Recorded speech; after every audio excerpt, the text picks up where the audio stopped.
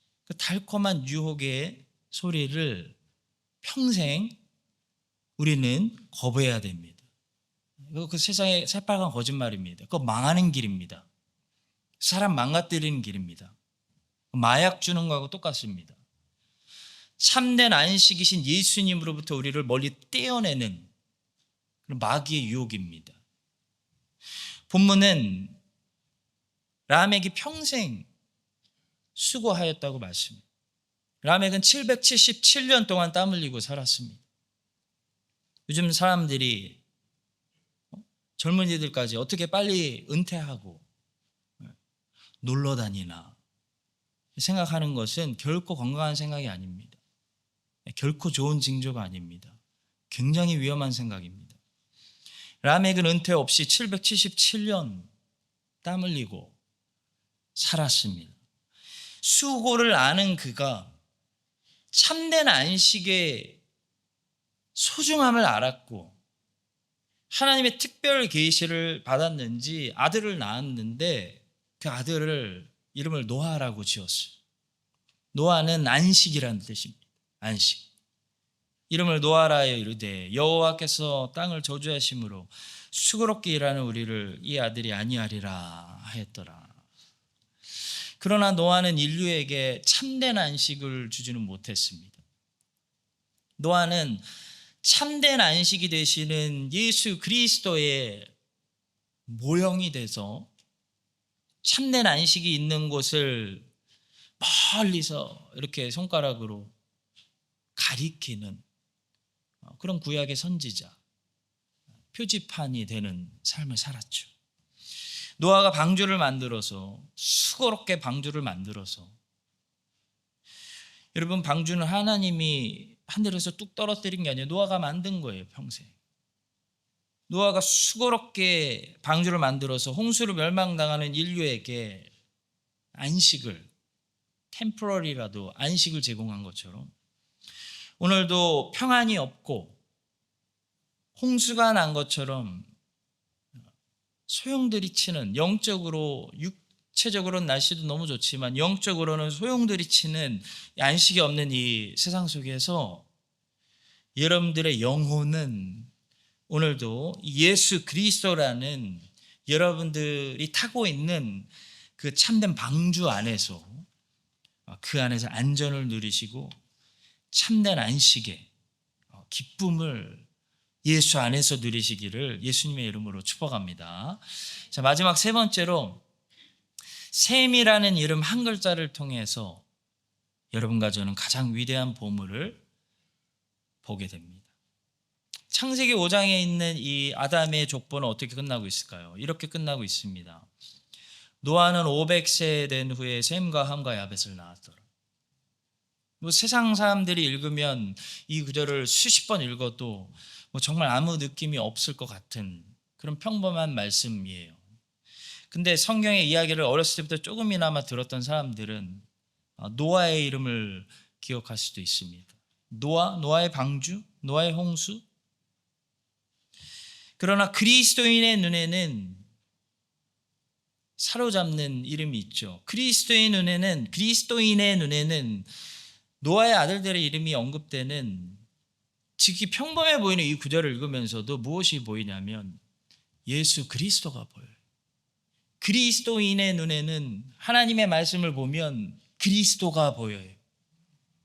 복음이 보입니다. 하나님의 신실하신 은혜 언약이 보여요. 우리 그리스도인들에게 창세기 5장의 말씀은 평범한 무슨 조상 족보가 아니라 예수 그리스도의 족보죠. 그리스도인들에게 창세기 5장의 말씀은 복음입니다. 복음. 은혜 언약입니다. 하나님의 신실하신, 우리가 하나님의 손을 수십 번 놓아도 내 손을 놓지 않으시는 신실하신 은혜와 사랑이에요. 우리 눈에는 이 창세기 5장이 끊어지지 않는 하나의 질긴 생명줄로 보여요. 우리 눈에는 이것이 신실하고 우리는 하루에도 몇 번씩 변하지만 이 900살을 사는 사람들이 이렇게 많이 사는 동안도 신실하고 변하지 않고 약속을 지키시는 하나님의 성실하신 그 아버지의 성품으로 창세기 5장이 보이는 거예요. 하나님의 자녀들에게. 우리 눈에는 이 족보가 수많은 죽었더라 죽음들이 등장하는, 죽음들이 소개되는 이 죽음 무덤 속에서 죽음을 이기시고 부활하실, 그 무덤들을 부수고 부활하셔서 무덤 속에 있는 자들을 일으키실 부활하신 예수 그리스도의 생명에 대한 말씀으로 우리에게는 보이는 거예요. 여러분, 이게 보이세요? 하나님은 노아의 아들 셈을 통해서 생명줄을 붙들고 계시고, 이 셈의 후손을 통해 약속하신 예수 그리스도가 이 땅에 오시는 것입니다. 창세기 5장의 족보를 예수님부터 거꾸로 위로 기록한 족보는 누가복음 3장에 있습니다. 그 위는 가이난이요, 그 위는 아박사시요, 그 위는 셈이요, 그 위는 노아요, 그 위는 레멕이요, 그 위는 무드셀라요, 그 위는 에녹이요, 그 위는 야렛이요, 그 위는 마할랄렐이요, 그 위는 가이난이요, 그 위는 에노스요, 그 위는 셋이요, 그 위는 아담이요, 그 위는 하나님이시니라. 그래서 하나님부터 예수 그리스도까지 생명의 족보, 창세기 5장의 족보예요. 성령께서는 술 취하고 실수한 노아도 사용하셔서 그 입술을 여셔가지고 셈을 향해서 이미 그리스도를 예배하는, 그리스도를 찬송하는 그런 예언의 말씀이 터지게 하셨고, 성령께서는 모세를 감동하셔서 그 말씀을 하나님 말씀으로 기록하게 하셨습니다. 셈의 하나님 여호와를 찬송할지어다. 가난한 셈의 종이 되고 그리스도가 왕으로 임하셔서 통치하실 것을 찬송하는 복음인 거죠. 성도 여러분, 예수 그리스도를 혹시 찾고 계십니까? 예수 그리스도 어디 계신가? 찾으려고 할 때 예수 그리스도를 찾을 수 있는 그 룰이 있습니다. 하나는 예수 그리스도를 절대로 화려한 곳에서 찾으려고 하면 절대로 찾을 수 없다는 거예요. 옛날부터 사람들은 예수 그리스도를 화려한 곳에서 찾았기 때문에 찾지 못했습니다. 동방 박사들은 다시 별의 인도를 받기 전까지 예수 그리스도를 예루살렘 왕궁에서 찾았어요. 예수 그리스도가 계시다면, 유대인의 왕이 태어나셨다면 당연히 그분은 저 높고 화려한 왕에게 어울리는 예루살렘 높은 도시, 높은 성에 태어나셨을 거야 라고 생각했던 거죠. 유대인의 왕으로 나시니가 어디 계시냐? 우리가 동방에서 그의 별을 보고 그에게 경배하러 왔노라. 그러나 동방 박사들은 그 높은 도시, 그 높고 화려한 궁정에서 예수 그리스도를 만난 것이 아니라 누굴 만났죠? 헤롯 대왕을 만났어요. 헤롯 대왕. 동방 박사들이 찾던 왕이 아니었어요. 여러분 기억하십시오. 여러분이 높고 화려한 곳으로 가서 예수 그리스도를 찾는다면 여러분은 그곳에서 예수 그리스도를 만나는 것이 아니고 헤롯 대왕을 만나게 되는, 실망하게 될 거예요. 그러면 너희가 무엇을 보려고 나갔더냐? 부드러운 옷 입은 사람이냐? 부드러운 옷을 입은 사람들은 어디에 있습니까? 옛날이나 지금이나 왕궁에 있습니다. 예수 그리스도는 높고 화려한 곳에 계시지 않습니다. 예수 그리스도를 진정으로 만나고 싶으면 우리는 항상 낮은 자리로 내려가야 됩니다. 섬기는 자리로 내려가야 됩니다. 주님이 먼저 섬기는 자리로 내려갈 때 거기 먼저 섬기고 계시는, 한참 기다리고 계셨던 예수님을 발견할 거예요. 가난한 자리로 내려가야 돼요. 종의 자리로 내려가야 됩니다. 예수 그리스도는 언제나 그곳에서 우리를 기다리세요. 이 동방 박사들이 별의 인도함을 받아서 예수 그리스도를 만난 곳은 여관도 아니었어요. 마구간이었어요. 그분은 침대에 누워 계시지도 않았습니다. 그분은 말 구유에, 심하게 얘기하면 여물통에 누워 계셨어요. 많은 사람들이 옛날에나 지금이나 예수 그리스도를 만나고 싶어도 만나지 못하는 이유는 자꾸 높고 화려한 장소에서 그분을 찾기 때문입니다. 예수 그리스도를 만나려면 또 하나의 조건이 있습니다.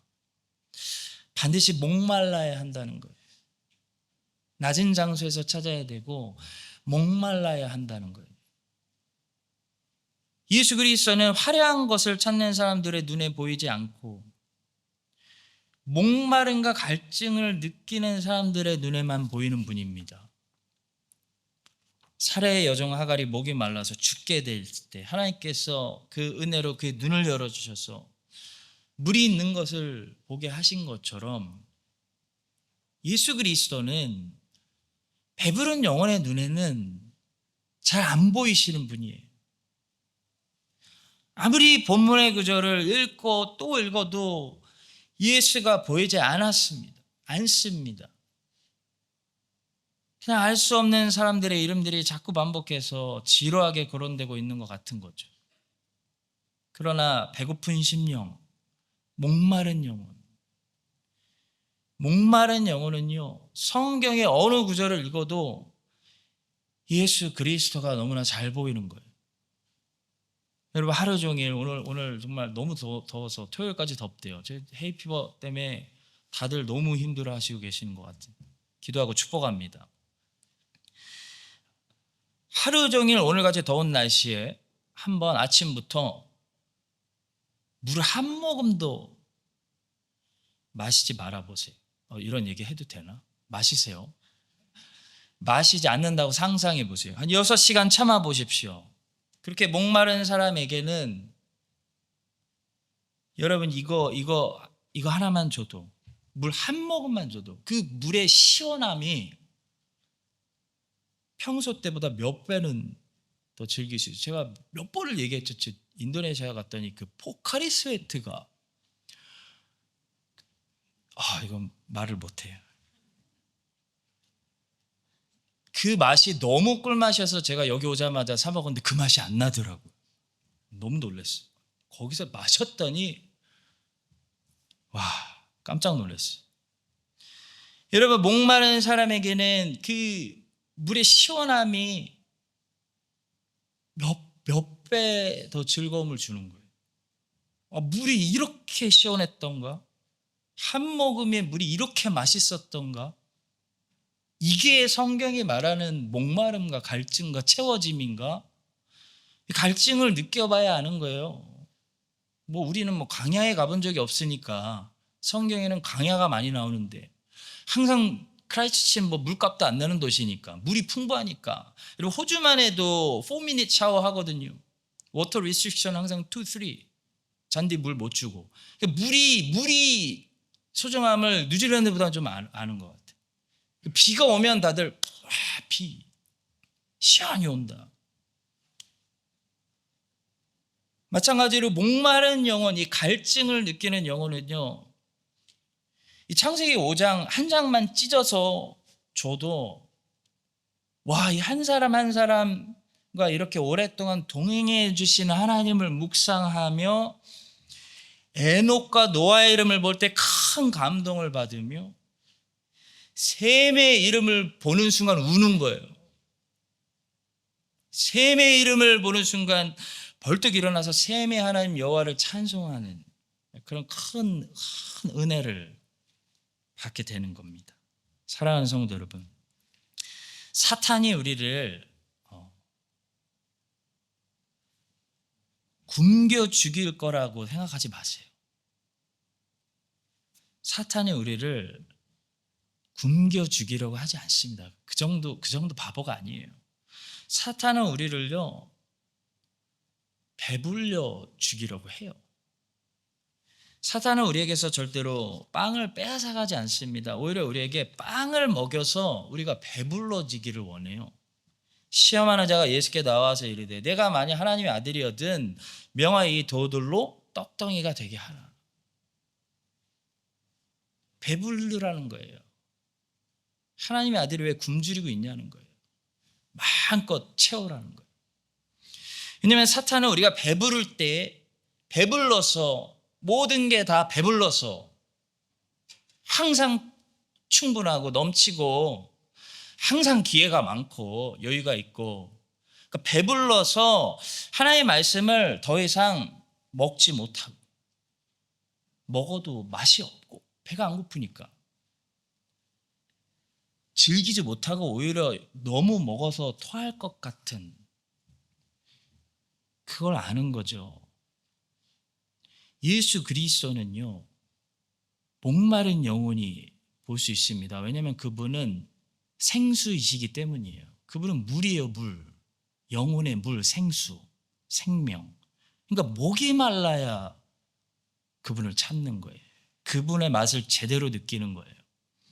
예수 그리스도는 배고픈 영혼의 눈에 보이는 분입니다. 왜냐하면 그분은 생명의 양식, 만나, 빵이기 때문이에요.